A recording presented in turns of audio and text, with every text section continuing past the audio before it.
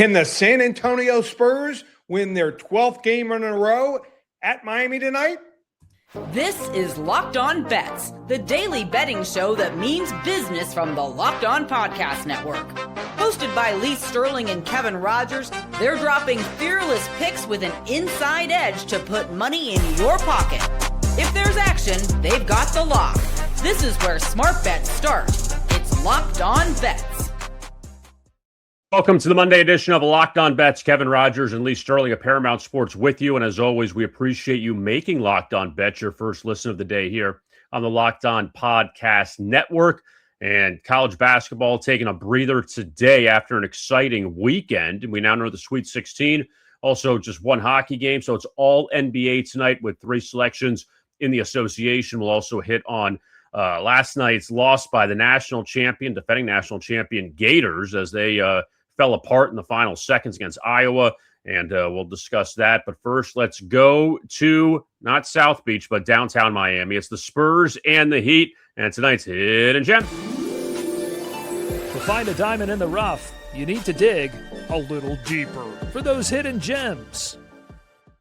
These two teams have a history, and you go back to Ray Allen, bang, in the corner, leading the Heat past the Spurs in the finals years ago. We know the Spurs have beaten the Heat in the finals, but all those faces are now gone. Now you got the new faces of Wembanyama, Bam, De'Aaron Fox, and the Spurs. They are on fire. Favorite tonight in Miami. But, Lee, you like a first-half play with this game.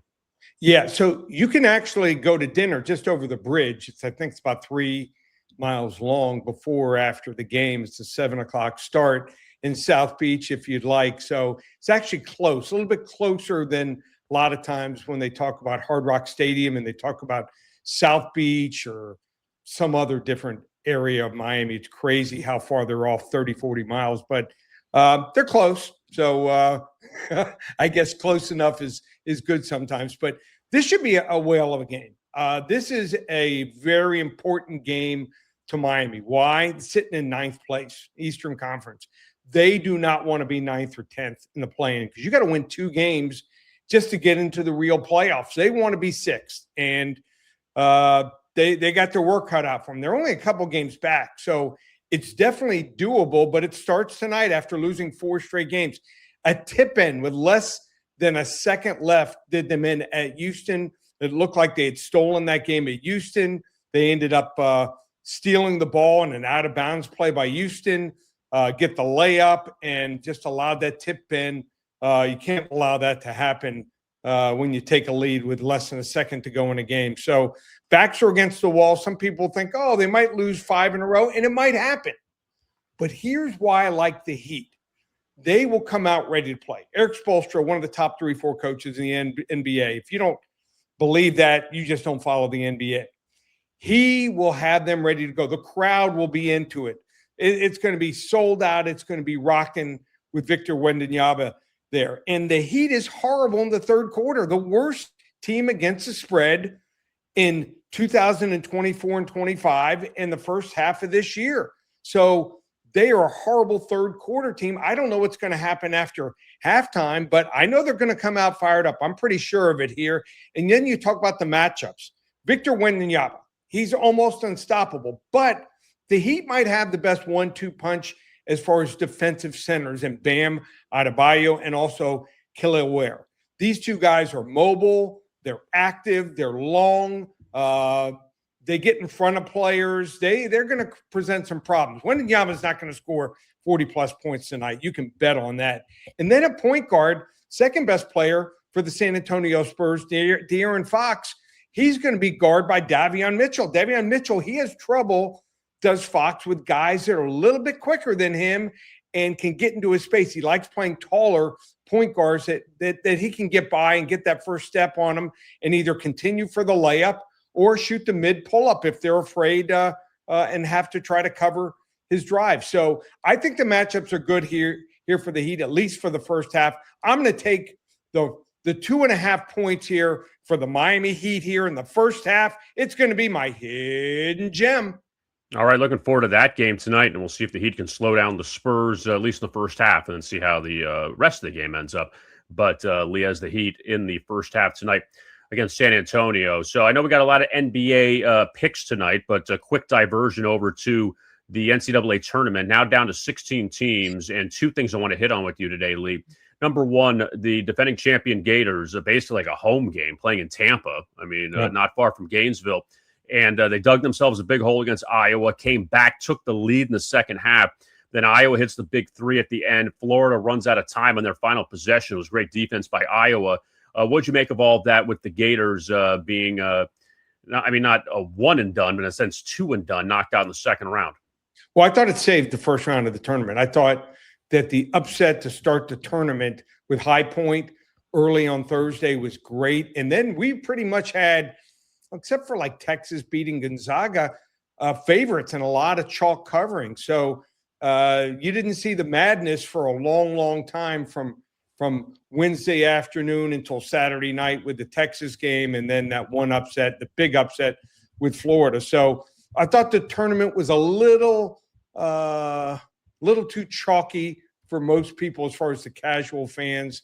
But we did great on the picks with my service and here on the show all week long, and we're happy to add that Saturday show. If you're taking in that Saturday show, you're doing real well. But I just thought that Iowa played out of their minds for a while. Florida probably took them a little too lightly, and that can happen. It's one game, one and done, and so give Iowa credit. I just don't see Iowa getting much farther, though. So that was a good story. And then Nebraska gets to face Iowa. They faced each other twice so far in the regular season, split those matchups. You got to think that there's going to be a mass exodus out of the state of Nebraska traveling to Houston this week for that game. So I like the matchups. I think it's good that for basketball that Florida's out here. And if you study the tourney, probably in pretty good shape right now. Well, and also, too, there's all that discussion about, when you say the chalk and, we don't have that team to root for, like a High Point or someone like that. But at the same time, look at the matchups you're getting. Look at the teams that are left, that you're getting Duke and St. John's coming up, that you're getting really good matchups. St. John's, they had that close call with Kansas. Kansas came back, and then St. John's got that layup at the buzzer to advance. Yeah. You're getting a lot of really good matches, and that's the trade-off in this part of the tournament now, Lee, is that, yes, you don't have a 12 or 13 or a 14 seed still in it to root for, in a sense, nationally, to hope they keep going, but you do have a lot of big names. You have a lot of good games coming up. Oh, my God. How about like Arkansas and Arizona? I mean, if you told me that's a game in the Sweet 16, I can make an argument that's a Final Four game. So, yeah, some great matchups. Looking forward to them starting Thursday. And we're going to have shows starting maybe even tomorrow, start releasing some picks on some of those games. So you want to stay tuned every single day this week, Tuesday, Wednesday, Thursday, and baseball starts Thursday. Remember that. Don't sleep on baseball. And then the tournament picks back up on Thursday, and we'll have a show Thursday, Friday, and also Saturday morning. And also, too, don't forget about this, that baseball actually starts Wednesday. You have one matchup, Yankees-Giants. Oh, you're right. Yeah, and Thursday is the full slate because Wednesday is the Netflix game with Yankees-Giants. So you got that in San Francisco starting, but still, baseball is back coming up this week. So let's get back to the picks now, and let's go to our wrong team favorite. What the WTF.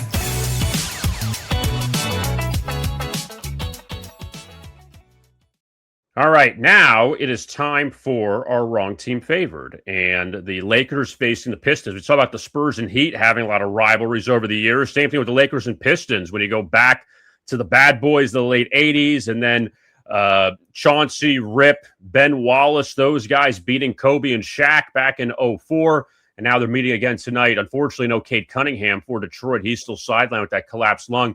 We're going to take the points with Detroit. They're getting 2 against the Lakers tonight, and LA comes in winners of 9 consecutive games, but Detroit comes in 11-2 against the spread as an underdog this year. Now, I remember we had the Pistons against the Spurs a little while ago as a dog, and they got blown out, so we're going to try again with them in this spot. But the Lakers continuing this long road trip. They've beaten the Rockets a couple times. They rallied past the Heat. They held off the Magic a few nights ago on Saturday. But now you got them in the favored role. Detroit took care of them in LA earlier this year, and now they get them at home. Jalen Duren has been unbelievable for the Pistons, and although there's no Cade, I think Detroit comes through tonight as a home dog. They slow down the Lakers, end that winning streak. Let's go with Detroit here. Take the points with them in a rare spot down the stretch, getting points at home because you won't see that when the playoffs begin. So let's take Detroit as a home dog against the Lakers as our NBA wrong team favorite. Yeah, I mean, no Cunningham tonight, but Duren and Stewart, these two guys are beasts inside, and Ayton, center for the Lakers, he wants no part of that. He's the most unphysical center you're ever going to see. So I'll ride with you here.